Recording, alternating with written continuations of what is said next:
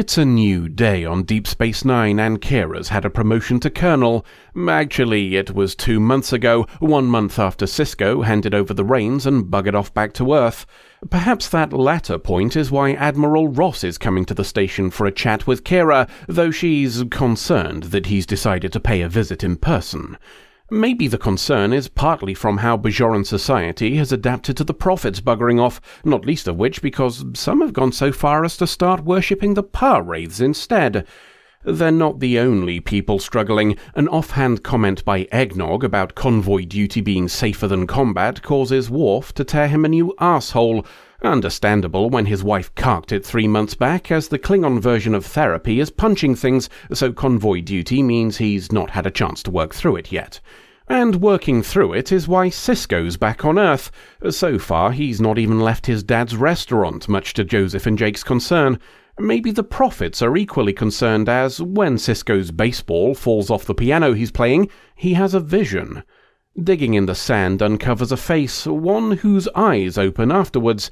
Either Sisko recognized the place, or the vision came with coordinates, as he tells a concerned Jake that he had a vision of a specific planet and a woman's face.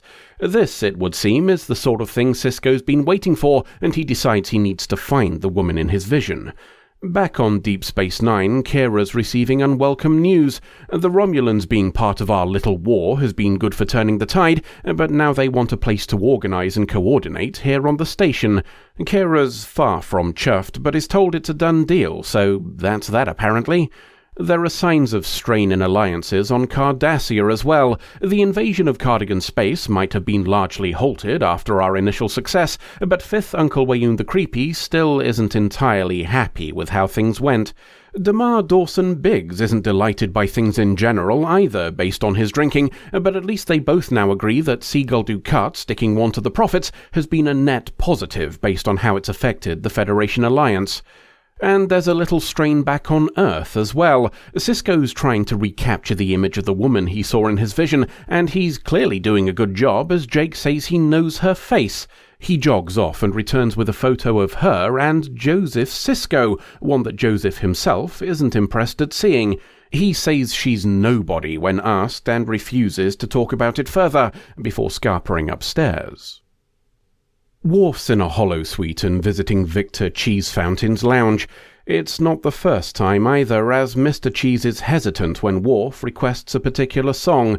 When it becomes clear he won't take no for an answer, Victor sings it. Then Worf decides to kick the shit out of the place. He does a proper job too, as Bashir sees when he's there with Quark, and Victor tells them he's done it before. The thing is, Klingons don't generally mourn for this long, as death is part of their culture, so Bashir tells them he'll try and figure it out. Sisko's trying to do the same about the woman in his vision, much to Joseph's discomfort. Sisko loses his temper at the stonewalling, which either scares the piss out of Joseph or makes him understand how important it is. He's eventually forced to share what he knows about her, which is quite a lot as it happens. See, Sarah here knew Joseph back in the day, and by knew I mean was married to. Oh, and she's Sisko's biological mother. The marriage lasted 2 years until she disappeared shortly after Sisko's first birthday. It came out of the blue as Joseph thought they were happy together, so he eventually tracked her down in Australia 3 years later. Or, more accurately, he tracked down her grave as she died in an accident, and any chance of an explanation died with her. Joseph remarried, and that's who Sisko thought was his mum. They never told him because Joseph never found a way of facing it. Sisko's far from impressed at the news that his dad kept this from him, but lets it go. He's here to understand what comes next, and maybe understanding what came before is a part of it. There's understanding back on the station too. The expected conflict with our Romulan delegation hasn't happened, and Kira's almost getting along with Senator Kretak, largely because Kretak's self-deprecating about Romulans in general and complimentary of how Kira does things. One might even conclude she's deliberately trying to butter up Kira, which is perhaps why Kretak asks about the possibility of setting up a hospital for Romulans on one of Bajor's uninhabited moons. After all, they're fighting together now, and it's only a hospital, right? And helping out a friend is what O'Brien's being prompted to do by Bashir. He thinks Worf's most likely to talk to O'Brien, them having been posted on the Enterprise D together, so he's being roped in to try. Worf is not what you'd call a welcoming host at the best of times, and even a particularly good year for blood wine only helps a little. Perhaps that's because it's from 2301, and Worf told O'Brien in episode 16 last season that he prefers it young, but let's ignore that for now. Either way, persistence, and possibly the prospect of getting wankered, eventually makes Worf let him stay. O'Brien is feeling somewhat unwell. The plan to get shit-faced with a species possessing 2 livers has, rather unsurprisingly, resulted in him being the worse off. Nevertheless, he did get the goods and knows why Worf's still all kinds of upset. In short, he thinks Jadzia isn't in Klingon heaven.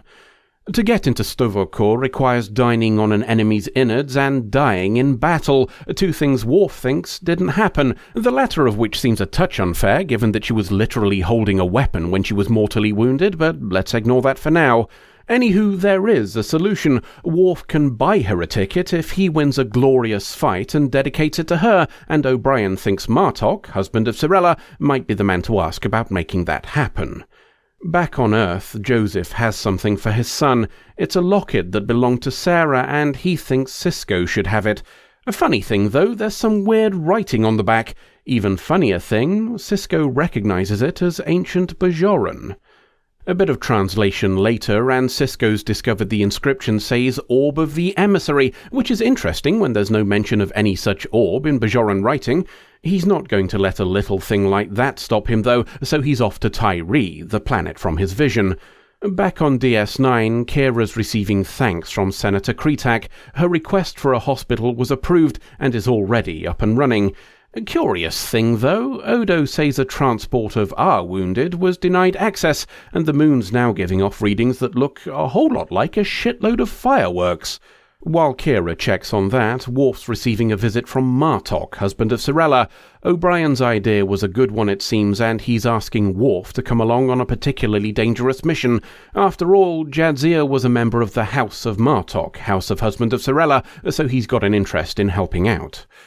To Earth once more, where Sisko has washed his last clam, as tomorrow he'll be leaving for Tyre to search for the Orb of the Emissary. It would appear that news of it has spread somehow, as a Bajoran lad is here and knows about the orb. That confuses Sisko, but not as much as getting stabbed. Jake twats the Bajoran lad on the noggin before he can finish the job and calls for Joseph. Sisko's back from hospital and a visit to Starfleet to give a report on the attack. The Bajoran lad was a member of the Par-Wraith cult, and that has Joseph worried that the Par-Wraiths themselves are involved, but Sisko's going to Tyre anyway. He's not the only one going into danger. Worf's acceptance of a death-defying mission is being discussed in Quarks, and it comes as somewhat of a surprise to O'Brien that Bashir intends to go as well. Perhaps feeling that more plot armor will make it safer, O'Brien decides he'll join in too. Elsewhere on the station, Kira's delivering bad news. The Bajoran Council has decided the Romulan hospital can go fuck itself after confirming the moon also now has thousands of fireworks on it. Senator Kretak doesn't deny this and says they're for defense before refusing to remove them. Kira says they're going one way or another and leaves the threat in the air. Back on Earth, Sisko's preparing to leave. Not alone, though, as Jake and Joseph have decided they're coming along too. Perhaps there'll be another member joining the group. A knock at the door reveals a young woman with distinctly Trill-looking marks, and she introduces herself as Dax. But we'll have to wait and see how Sisko deals with that particular revelation, as we're told the story is to be continued. Season 6 ends as a mixed bag for the parties involved. It was relatively positive for the Federation and its allies due to starting the invasion of Cardigan space and the implied end of the Dominion War. That upbeat final note wasn't shared by Bajorans who lost their gods, or Sisko who lost his friend and his direction. We return to find things in significantly more disarray. The invasion has stalled, with no progress being made in the 3 months after that first push. Casualties mount on both sides, but the Dominion can grow replacements in days, which means a long war will be a lost war.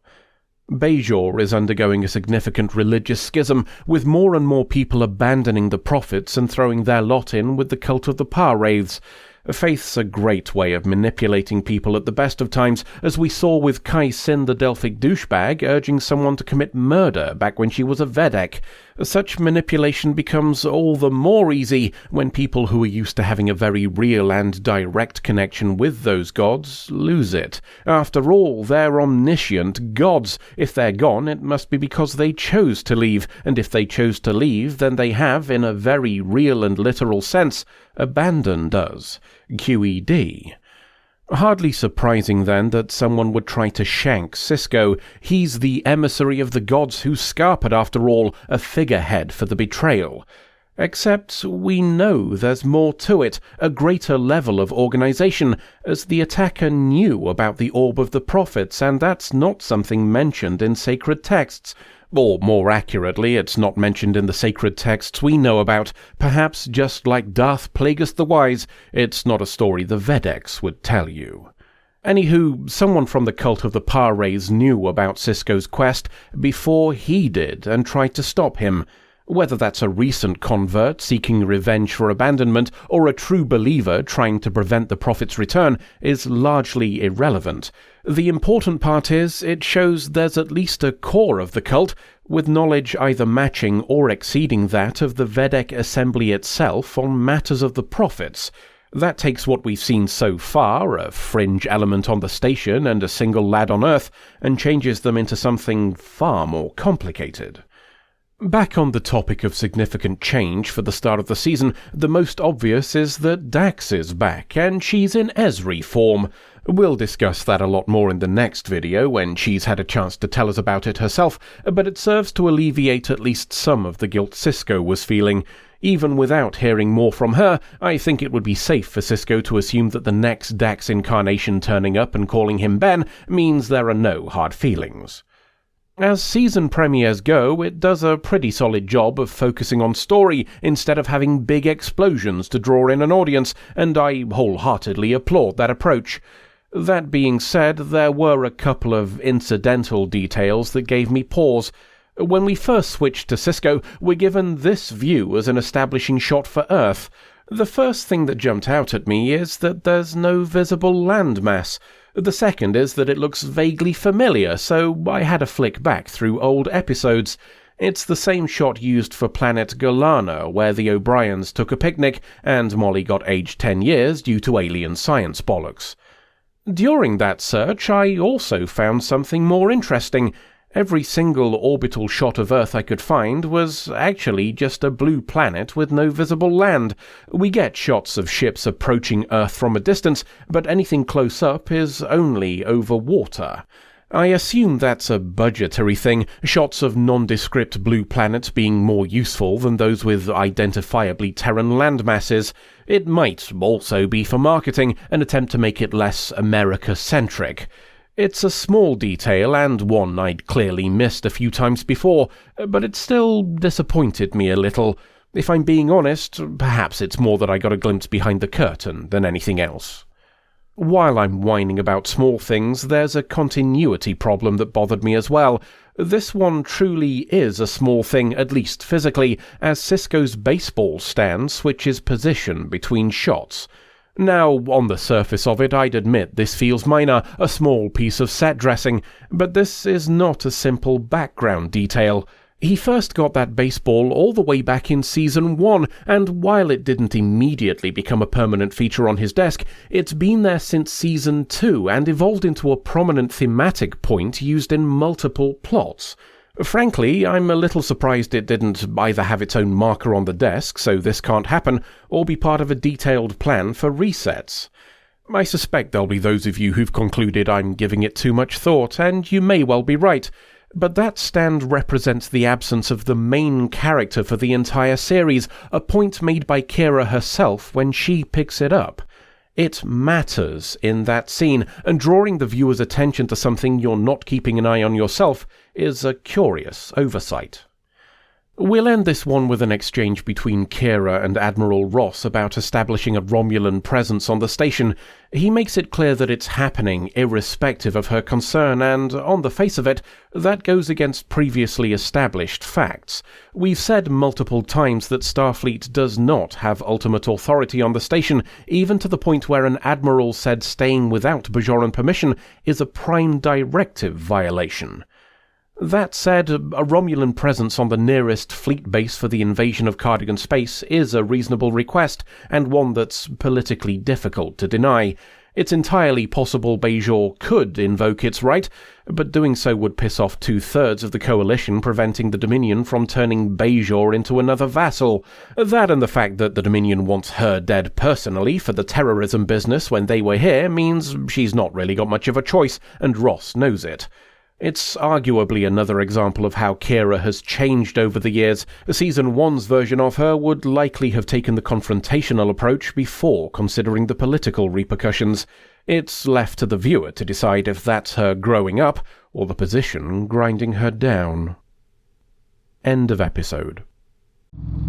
Right then, lad, shall we do a summary? Why would we do that? Oh, it's the first episode of the season again, isn't it? Aye, that's it. A recap of what we're doing is tradition or something. Fine. Maybe it'll be worth doing just to prove what utter nonsense this all is. So, if you just joined us, we're two cartoon dogs called Space Dog and Computer. The cartoon bit of which happened as a result of a teleporter accident. And this lad here is former computer at Starship Voyager, now trapped in meat form by the same accident. Although we're not actually meat at the moment, and Voyager is still technically in the Delta Quadrant currently because we did time bollocks. Also, it wasn't an accident. You took a piss while teleporting. Let's not get into blame, son, or we'll be here all day. Anyway, we travelled to Deep Space Nine with the time bollocks and arrived before Voyager left. Oh, and we came here in the Delta Flyer, which may also have been the TARDIS, unless someone from the BBC is watching. After which shenanigans ensued, and we eventually decided we were going to rob the guy who makes these videos to steal all his Pringles. Still no sponsorship? Not yet, but I'm working on it. Stealing stuff from the real world meant getting out of his computer, which is why we're now on this bus. This bus, of course, being the manifestation of a search engine on the internet, through which we intend to escape into real world. Oh, and we just abandoned or murdered a guy who helped us. It was left deliberately nebulous. Which is why we're now going to a social media site to find a way out. I think that's us up to date then. Christ, what a mess. I'm beginning to think old TV was right about not having serialized storylines. This is more trouble than it's worth. Woof.